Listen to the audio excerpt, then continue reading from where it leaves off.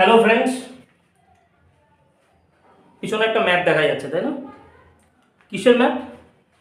এই ছোট্ট দেশটার ম্যাপ। নাম কি? জিম্বাবুয়ে।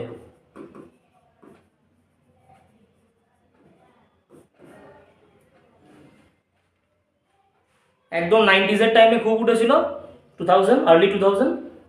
তারপর থেকে এই দেশটা তার কোনো চোখে দেখা যেত না ক্রিকেটিং ফিল্ডের ক্ষেত্রে। রিসেন্টলি আবার তেড়ে ফুড়ে উঠেছে। দুটো বড় অঘটন ঘটিয়ে দিয়েছে এই টি20 ওয়ার্ল্ড কাপে। কোন দুটো বড় অঘটন? অস্ট্রেলিয়াকে হারিয়ে দিয়েছে বস 23 রানে, আর শ্রীলঙ্কাকেও হারিয়েছে। শ্রীলঙ্কাকেও কাট করেছে 6 উইকেটে। যতই বুঝতে পারছো, যারা আন্ডারডগ টিম তারাও পারে। জিম্বাবুয়েকে প্রত্যেকে দুর্বল মনে করেছিল, সেও পেরে দেখিয়েছে। সুতরাং জীবনে কোনোদিন হাল ছেড়ো না বন্ধু। জীবনে যদি হাল ছেড়ে দাও, যদি লড়াইয়ের আগেই হেরে যাও, তাহলে বুঝবে তোমার মতন দুর্বল কেউ নেই।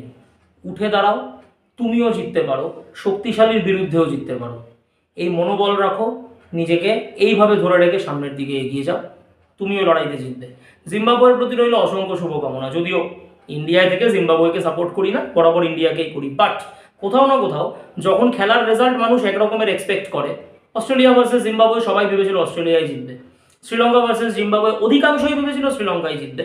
তারপরেও যখন বাজিটা মাত করে দেয় জিম্বাবুয়ে, কোথাও না কোথাও এই দেশটার প্রতি অবশ্যই সম্মান জাগে। সকলে ভালো থাকবে।